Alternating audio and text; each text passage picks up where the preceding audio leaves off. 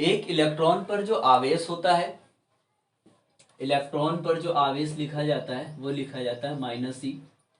एक प्रोटॉन पर जो आवेश लिखा जाता है या बोला जाता है वो होता है +e। और जब अल्फा कण की बात करते हैं, अल्फा कण पर जो आवेश होता है वो आपका होता है 2e। अब इलेक्ट्रॉन पर ए का वैल्यू कितना होता है 1.6 इंटू 10⁻⁻19 कूलम। एक इलेक्ट्रॉन पर जो आवेश होता है वो 1.6 × 10⁻⁻19 कूलम का होता है। इतनी बात के बाद अब हम लोग पढ़ेंगे कूलाम, बात करेंगे हम लोग कूलाम के नियम की। फ्रांसीसी वैज्ञानिक थे कूलाम, 1785 ईस्वी में 1785 में इन्होंने बताया कि जब हम कोई दो आवेश लें, एक आवेश हमने Q1 ले लिया और एक दूसरा आवेश Q2 ले लिया, एक दूसरे से कुछ डिस्टेंस लेट कर लेते हैं, हमने एक दूसरे से इनको r डिस्टेंस पर रखा। कहीं पर कुछ लोग a ले लेते हैं, कोई भी आप टर्म ले सकते हो। तो कोई दो आवेश जब एक दूसरे से कुछ दूरी पर रखे जाते हैं, आवेश की अभी पहले बात बताई थी, फ्रैंकलिन ने बताया था, सर फ्रैंकलिन ने बताया था कि अगर समान आवेश हैं तो उनके मध्य में प्रतिकर्षण होगा और अगर असमान आवेश हैं तो उनके मध्य आकर्षण होगा। अब ये आवेश की प्रकृति पर निर्भर करेगा कि यहाँ पर पॉजिटिव दूसरा नेगेटिव है या नहीं। न्यूमेरिकल जब हम लोग सॉल्व करेंगे तो उसमें इस बात को बताया जाएगा, एक पॉजिटिव और दूसरा नेगेटिव होगा तो उनके बीच आकर्षण, और अगर दोनों समान आवेश होंगे तो उनके मध्य प्रतिकर्षण बल कार्य करेगा। आइए देखते हैं भाई इनके अकॉर्डिंग क्या होगा। तो जब कोई दो आवेश एक दूसरे से कुछ दूरी पर रखे जाएंगे तो उनके बीच लगने वाला आकर्षण या प्रतिकर्षण बल F हो जाएगा। लिख लेते हैं यहां पर पहले, जब कोई दो आवेश एक दूसरे से कुछ दूरी, ब्रैकेट में R लिख लीजिएगा, पर रखते हैं तो उनके मध्य लगने वाला आकर्षण या प्रतिकर्षण बल, आकर्षण या प्रतिकर्षण बल उन आवेशों के गुणनफल के अनुक्रमानुपाती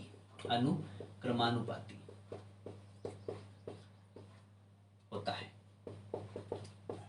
ये तो पहला टर्म हो गया। अब लगने वाला बल F हो जाएगा, F proportional to, it is directly proportional to the multiple of both of charges। तो F proportional to first charge was Q1 and second charge was Q2। पहला आवेश हमारा Q1 था और दूसरा आवेश हमारा Q2 था, दोनों के गुणनफल के अनुक्रमानुपाती होता है। दूसरा टर्म आता है उनके मध्य की दूरी, उनके मध्य की दूरी, बेटा R थी, उनके मध्य की दूरी R जो लिया हमने के वर्ग के व्युत्क्रमानुपाती होता है, inversely proportional to the square of the distance, means F inversely proportional to 1/r square। दोनों से बात करेंगे, ये हो जाएगा F proportional to Q1 into Q2/r square। अब यहाँ प्रोपोर्शनल का साइन हटाने के लिए हमें किसी कांस्टेंट से मल्टीप्लाई करना होता है और तभी यहाँ पर इक्वल आएगा। तो F इज इक्वल टू, हम यहाँ पर एक कांस्टेंट टर्म K से मल्टीप्लाई करा देते हैं तो ये हो जाएगा F is equal to K Q1 into Q2/r square. अब देखिए यहाँ पर K का वैल्यू रखते हैं, मान लेते हैं 1/4πε0। तो यहाँ पर जो बल हो जाएगा वो हो जाएगा 1/4πε0 Q1 into Q2/r square. Force का यूनिट होता है न्यूटन, ये हम लोग यहाँ पर इसको रख देंगे। F is equal to 1/4πε0 Q1 into Q2/r square newton. चलिए यहाँ से 1/4πε0 इज इक्वल टू होता है 9.0 इंटू 10⁹9। यहाँ से आइए 1/4πε0 का पहले जरा हम लोग मात्रक ज्ञात करते हैं। 1/4πε0 इज इक्वल टू 9 इंटू 10⁻⁹, ये तो वैल्यू होती है भाई। ठीक है, अभी देखते हैं यहाँ पर, अगर आप इसको यहाँ पर फिक्स कर दीजिए तो ये हो जाएगा 1/4πε0 is equal to F into r square upon Q1 into Q2। तो फोर्स का यूनिट होता है न्यूटन, आपका डिस्टेंस है मीटर स्क्वायर अपॉन ये हो जाएगा इसका कूलाम इंटू कूलाम, तो ये हो जाएगा newton metre square upon coulomb square. ये आ गया 1/4πε0 का मान। ठीक, इसका मात्रक ज्ञात हो गया। अब इसके बाद जो है हमें जो एप्सिलॉन नॉट यहाँ पर टर्म आया था, आखिर ये एप्सिलॉन नॉट क्या है? तो इसको हम लोग बोलते हैं निर्वात की वैद्युतशीलता। निर्वात की वैद्युतशीलता इसे बोलते हैं। आइए देखते हैं इसका हम लोग कैसे मान, मात्रक और विमा ज्ञात करेंगे। तो सबसे पहले इसका मात्रक ज्ञात करते हैं। आया था यहाँ पर F is equal to 1/4πε0 Q1 into Q2 upon r square.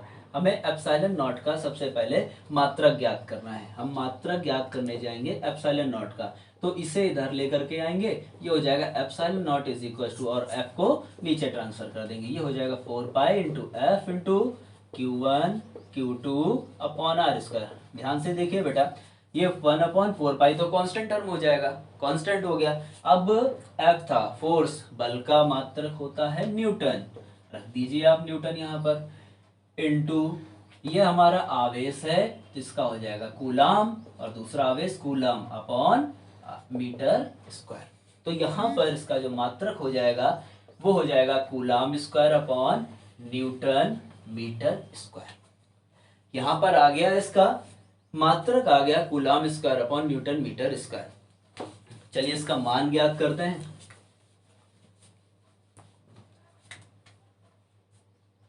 1/4πε0 is equal to 9 into 10⁻⁹। मात्रक newton metre square upon coulomb square. क्या रखेंगे यहाँ पर? कूलाम स्क्वायर है न्यूटन मीटर स्क्वायर, जल्दी से coulomb square upon newton metre square. अभी देखिए यहाँ पर भाई, सीधे सीधे देख लीजिए, 1/4πε0 था तो newton into metre square upon coulomb square, ये तो अभी ये हो गया जब हम लोगों ने 1/4πε0 रखा।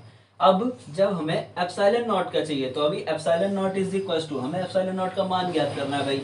इसको आप क्या करेंगे, इधर ले जाएंगे, पक्षांतर करिए, तिर्यक गुणा, इसको उधर ले जाइए कुल मिलाकर के, कुछ भी करके, या सरका दीजिए, कहते हैं एक टर्म में हम बोलते हैं कि लात मार दीजिए इसको उधर ले जाइए। एप्सिलॉन नॉट को उधर पहुंचाया। अब यहाँ पर क्या बचा, 1/4π इंटू 9 इंटू 10⁻⁹। अब ये चेंज हो गया है, तो ये मात्रक भी इसका चेंज हो जाएगा, coulomb square upon newton metre square. और एप्सिलॉन नॉट का मात्रक भी हमने पीछे ज्ञात किया था, क्या था, coulomb square upon newton metre square. चलिए देखते हैं यहाँ पर, epsilon nought is equal to 1/4, pi का वैल्यू 3.14 रख लीजिए, into 9 into 10⁻⁹ coulomb square upon newton metre square.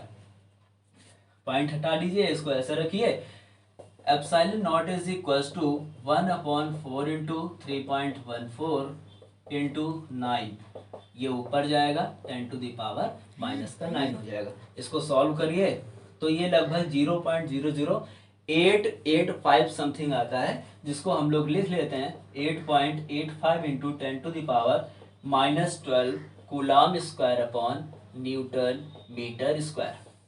ये हो गई एप्सिलॉन नॉट का मान। अब जल्दी से epsilon nought coulomb square upon newton metre square 8.85 into 10⁻⁻12 space भी बोल सकते हैं।